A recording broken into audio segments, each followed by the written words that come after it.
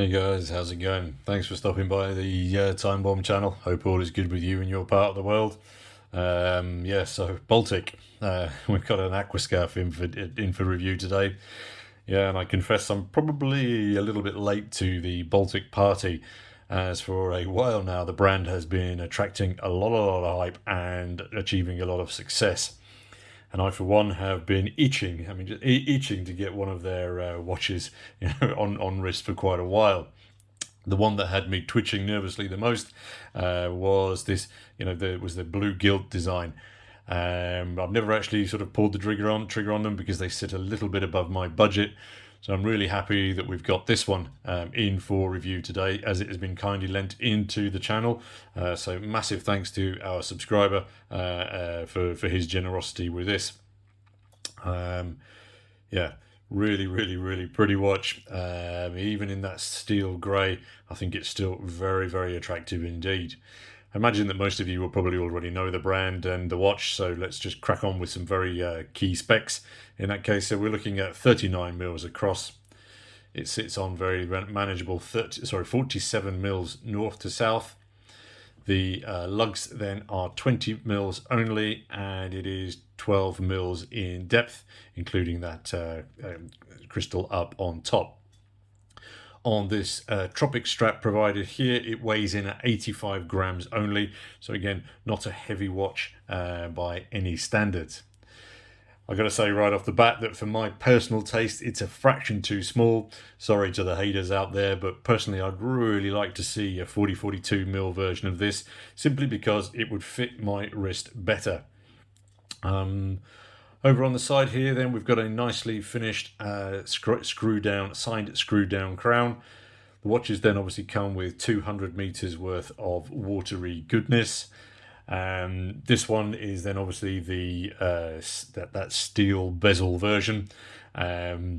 Just straight out of the box, straight out of the post when it arrived. That steel finishing is fantastic.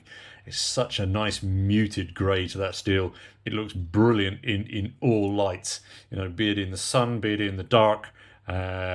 Just that steel there, it just looks so damn good. They've done brilliantly with it. They really have. The bezel then is 120 click bezel. Let's have a quick look at listen to the action. So smooth, confident, positive movement, absolutely no issues. No, negligible, absolutely negligible movement play in that. It moves more the watch than that. And obviously a 12-hour scale on that bezel also, as opposed to the minutes and seconds. But yeah, I think it works very well for this. Buzzing away inside then, we have the Myoto 9039 movement that's been on the channel before. It's used by quite a few other micro brands like Marlowe, Trasker, and I think it's also the one that's in my Smiths. It's got quite a heavy sounding rotor to it, which is oddly reassuring, so don't be spooked by that. That dome crystal up on top there, as you can just see, pops confidently, sits proud above that bezel, and it provides just bucket loads of viewing pleasure. It's damn difficult to photograph it without the light reflection off it, and then obviously depending on how you're viewing it from, it is absolute distortion city. It really is. Yeah, I mean, light bending through that and through those curves on that edge there. Yeah, hours of endless fun for us watch idiots. The dial does have this slightly grainy finish to it on that finishing texture, but it's not very visible, and you do need to get up close to see it, which is okay. But I think if they'd made it a little bit coarser, you might not lose as much as you do. The hands, as you can see, they're pretty simple, but I think that they fit very well with the hour markers and that minute track. It's simplistic, but they balance really well. So it just fits, very successful. The loom then on here looks like this, and again, super impressed. I left it for a few minutes, came back and had a look at it. It hadn't faded out too much. Would have liked to have left it a little bit longer, but as I say, just on that initial feedback, very impressed. Just see this up close. I'll probably throw up a closer shot here. You can just see then at the 3, 6 and 9 we have a slight sandwich with the cut throughs there, just adding a slight layer of depth additionally. Other thing to notice, of course, then, is it hiding below the minute hand. Then we've just got the 12 as the only hour indicator on here. Again, I think that's quite a nice choice because it essentially just fills in the gap then between the 1 and the 11 that you've got on the bezel. I'm reckon that to me just fantastic decision making. I reckon that there's some serious decision and consideration has gone into these design choices, and hopefully that they really did it over a bottle, several bottles of fine Vin Rouge. Case back. Let me just make sure it's free of any printage. The case back then features, let's get it the right way up. Case back then features that sort of wavy, sort of almost modernistic design on the back here. What do you guys think about that design? Do you think it fits with the front, or would you have liked to have seen something different? It's not textured at all. Yeah, finished fairly well. I'm not 100% sure about that.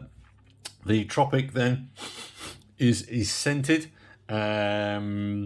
These do come alternatively on. I'm just going to throw it on wrist here while I'm doing that. So rocking the ProMaster Tough. Yeah, it doesn't compare even slightly, so I don't know why I'm showing you that. Anyway, moving on quickly. These do also then come on beads of rice strappage options also, which is obviously then going to add to that vintage appeal. Throw the watch on wrist here. I wanted to show you what it looks like. So that's my 7 1/4 inch wrist, and I think you can see there that I think it's a fraction too small for me. Profile wise, brilliant, but from the side and everywhere else, I think it's just a little small. And then the strappage as well, as you can see, for me, it's just a little bit too. I find it too small. I'd like this to extend a little bit longer out the back. Yeah, again, it's purely personal preference and what we're all accustomed to, so don't just take it on my word, guys, but again, just wanted to reference that for you. I've not seen the beads of rice with these, so I'm not quite sure how it matches up the finishing on the bracelet with that on the body. But I imagine with the attention to detail that they've put in on the case body that they're not going to have messed up something like that. But if you've got one, please do drop us a comment down below. That would be good to hear your thoughts. I mean, on wrist, I like it a lot.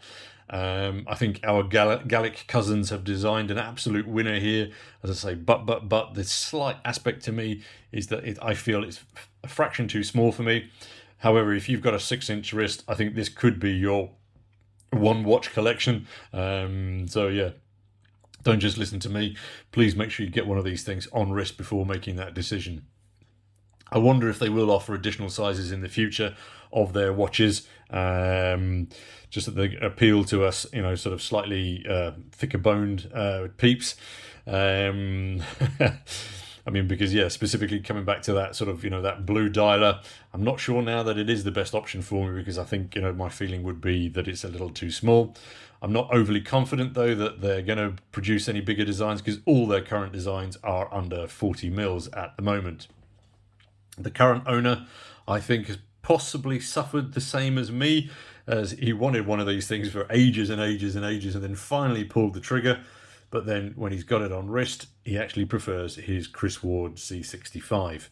And the price points are very similar. So yeah, indeed, quite a tough call to make between these two. I think, though, that the success that Baltic are having of late, clearly indicates that they're doing something that appeals to many, many watch nutters out there. So brilliant to them. Really, really, really great. It's probably not even safe to call them a micro brand anymore. I think they've probably moved themselves out of that with their success. If you own one of these and you have any other owner feedback, it would be brilliant to hear your thoughts. So please do drop us a comment down below, because I'm sure this is going to help other punters make up their minds about this one. All right, thanks as always for your time and for your view. And of course, until the next video, this is your host, Bombardier, signing off. Cheers, guys.